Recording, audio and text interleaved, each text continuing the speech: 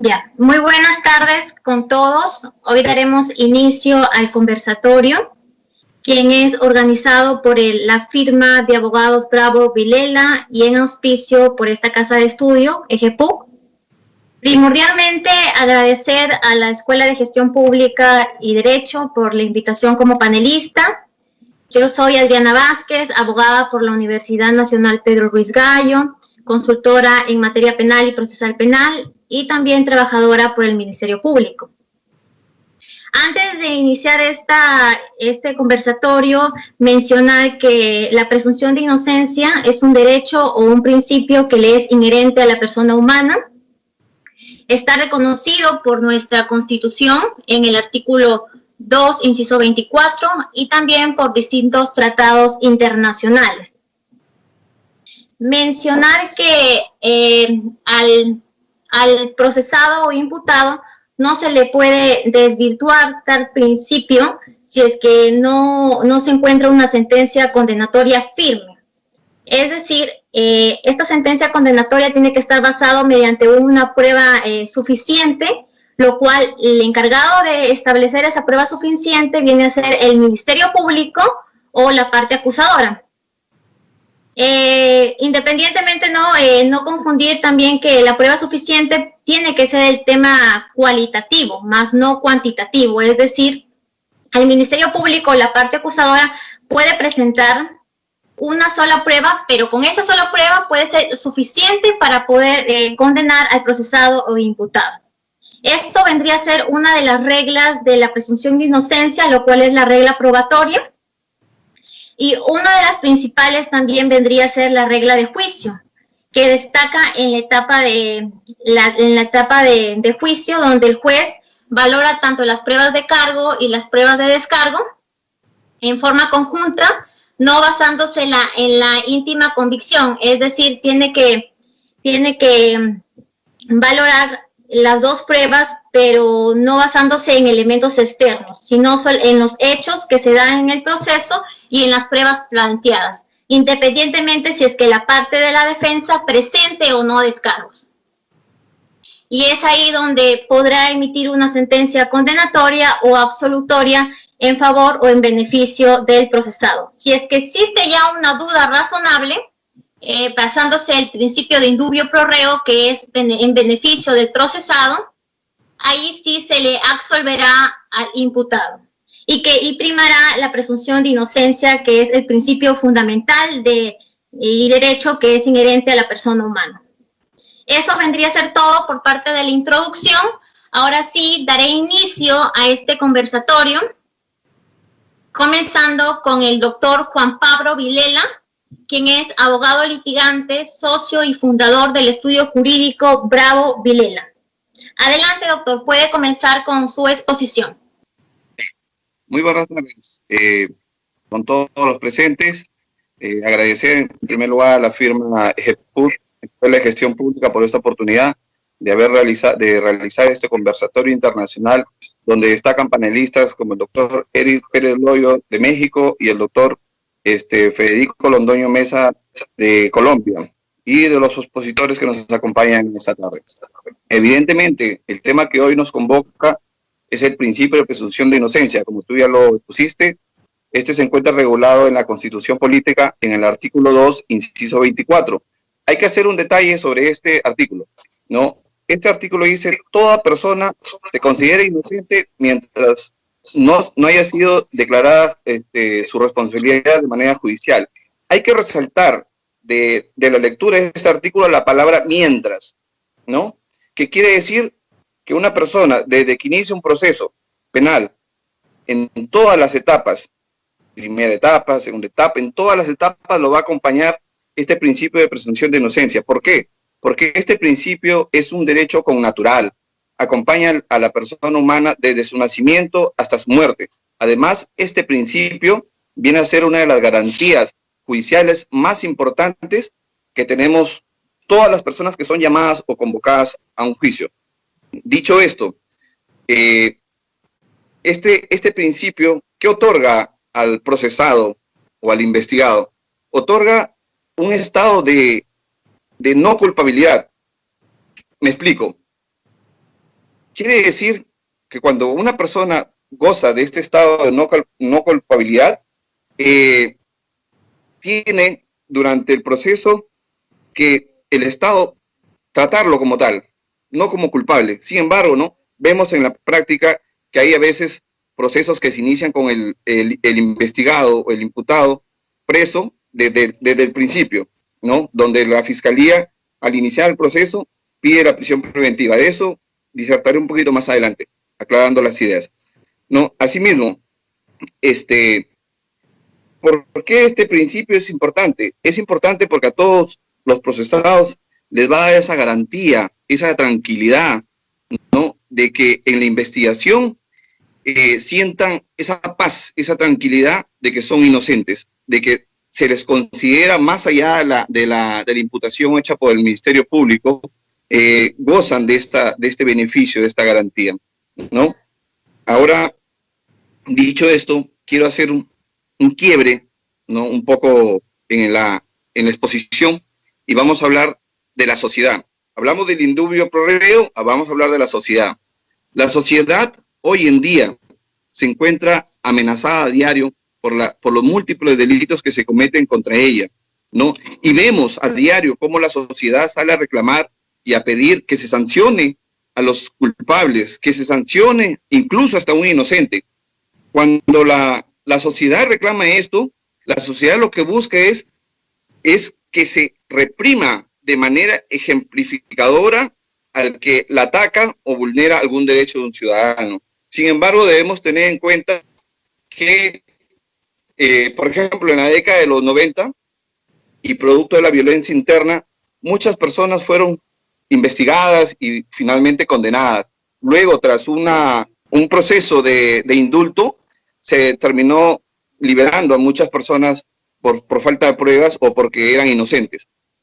Ello es razonable que la sociedad pida o reclame a los operadores del derecho, pues, que se sancione a los que han vulnerado o atacado algún bien protegido por esta, ¿no?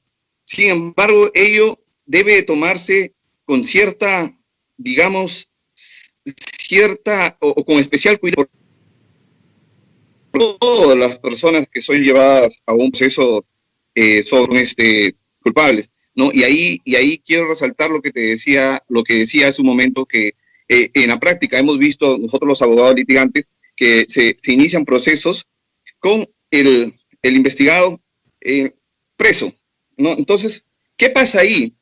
¿Por qué? De repente alguien que no conoce derecho, o un tercero que va a una audiencia y ve que el fiscal pide prisión preventiva para alguien en ese momento, podría decir, pero si goza del principio de presunción de inocencia, si es inocente, ¿por qué la fiscalía en este caso pide la detención? ¿No? Yo creo que lo hace evidentemente la fiscalía para garantizar la investigación, ¿no? Para evitar, pues, el peligro de fuga, para evitar que no se entorpezca la investigación. Dicho ello, también mencionado, al hablar de este principio, no podemos dejar de citar o de hablar del principio del indubio pro reo, ¿no? Este principio debemos precisar que no se encuentra regulado en nuestra Constitución Política del Perú, ¿no? Este principio, ¿de dónde lo sacamos? Se desprende de manera tácita del principio de presunción de inocencia regulado en la Constitución Política y del artículo 1 de la Constitución, que viene a ser el respeto de la persona humana como fin supremo de la sociedad. ¿Este principio a dónde nos lleva? Este principio busca que cuando exista duda, como lo manifestaba Adriana, sobre la responsabilidad del investigado, se debe estar a lo que es más favorable para esta persona, ¿no? Es decir, buscar la absolución por encima de la condena.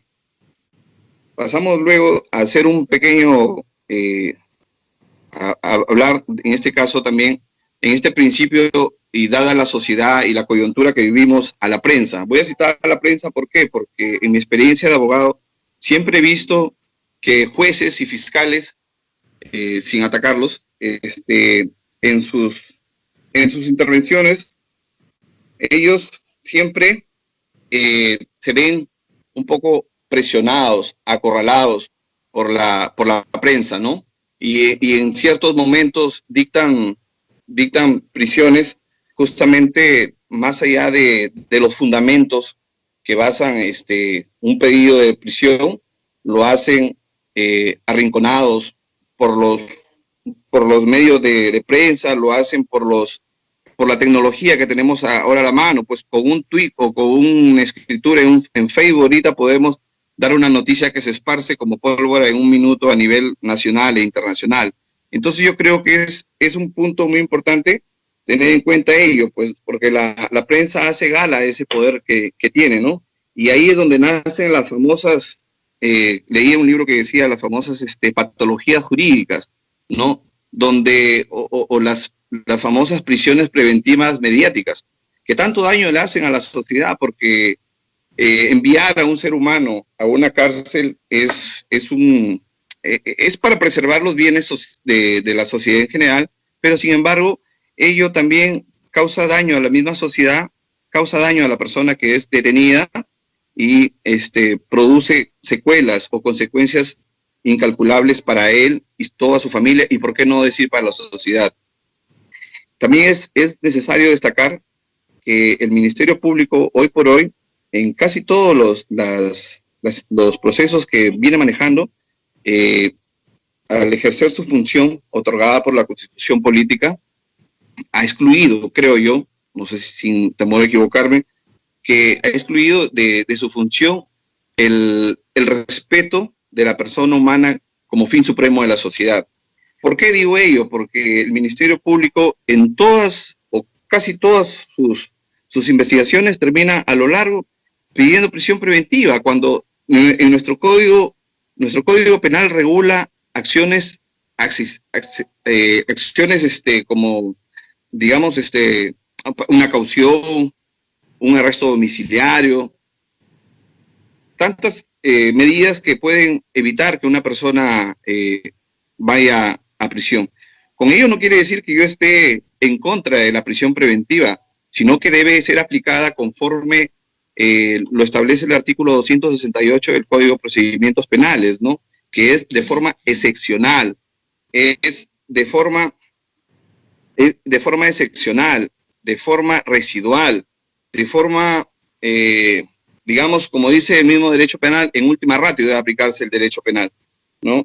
Yo concluyo mi intervención haciendo una conclusión que casi siempre la vengo tratando, es que la prisión preventiva debe aplicarse como está regulado en el artículo 268 de forma excepcional, y a la vez solo deben ingresar a los establecimientos penitenciarios los condenados, mas no los procesados. Gracias. Cuando inicié mi participación, hice ver el tema de la prensa, ¿no? El tema de los casos emblemáticos. Y hoy por hoy todos vemos a diario, especialmente los domingos, cómo se dan los famosos casos emblemáticos que terminan en las famosas prisiones preventivas, igual mediáticas, ¿no?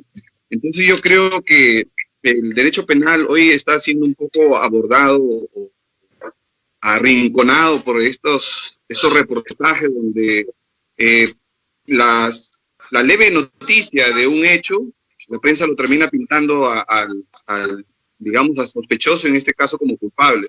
Salen en titulares, ¿no? Fulano de tal, culpable, mientras aún no se inicia un proceso, aún no se ha llegado a iniciar ni siquiera una investigación, ¿no? Por eso que yo decía en una de mis conclusiones de que la regla debería ser que los investigados, deberían gozar no solamente de principio en las 3 etapas de la investigación, sino que deben ser conducidos finalmente a los establecimientos penales los que sean condenados, más no los investigados. Ese sería mi aporte. Pero sucede en nuestro medio y en nuestra claro. entorno. Sucede, ¿no? No podemos evitarlo porque creo que a diario vemos este tipo de situaciones, ¿no? Si bien como dice el doctor Londoño, vamos a derramar un montón de tinta, pero sucede. Claro, a veces también no, la presión mediática influye en los procesos penales, pero lo cual no debe de ser así porque el juez debe basarse más bien en las pruebas que se dan en el proceso, en las máximas de la experiencia, en la lógica, para poder emitir una sentencia condenatoria firme, ¿no? Razonable, que es lo que se requiere en el proceso penal, y así no se puede vulnerar la presunción de inocencia. Por eso no finalizo con esta frase que es preferible que existan culpables escarcelados, pero no se puede permitir que se encuentre un inocente sufriendo en cárcel, ¿no? Bueno, doctores, muchas gracias por su tiempo, en agradecimiento, ¿no?, de la Escuela de Gestión Pública. Muchas gracias a todos. Esperemos tener otra oportunidad. Si me permites. Perfecto, bien. Voy a leerte una frase del gesto de Justiniano, ¿no? Cuando él decía, es preferible que el delito de un hombre culpable no sea castigado, no resulte castigado, que un inocente sea condenado. Con esto concluyo, no sin antes hacer mención a unas sentencias de la Corte Suprema, que las voy a mencionar, en las cuales desarrollan el principio de presunción de inocencia. Tenemos el recurso de nulidad número 447-2016. Tenemos la sentencia del Tribunal Constitucional 441-2013. Tenemos el recurso de nulidad 1296-2012, ¿no?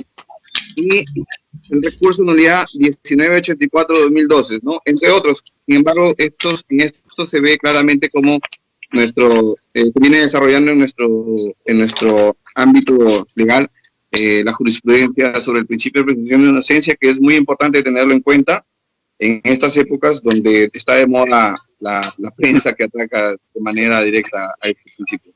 Aunque el doctor Londoño me contradiga, pero sucede en nuestro medio. Siempre hay distintos puntos de vista, ¿no? Siempre hay distintos puntos de vista, distintas opiniones que se deben respetar, ¿no? Así es, eso es lo bueno, y justamente yo creo que este conversatorio ha sido para esto, ¿no? Para poder conocer la experiencia, cómo lo tratan este principio o lo desarrollan en México, en Colombia, como lo enfoca el doctor Alvisuri y el doctor Emerson, que con todos creo que a los que nos han visto hemos podido darles a los espectadores, ¿no?, de esta tribuna, de este portal, una nueva perspectiva. Definitivamente yo les agradezco a ustedes por habernos permitido participar, al doctor Londoño, al doctor Eric, su participación, al doctor Emerson y al doctor Carlos Alvisuri. Muchísimas gracias de mi parte. Gracias. Muchas gracias a todos. Un agradecimiento por parte de la Escuela de Gestión Pública. Muchas gracias. Gracias. Gracias. Gracias.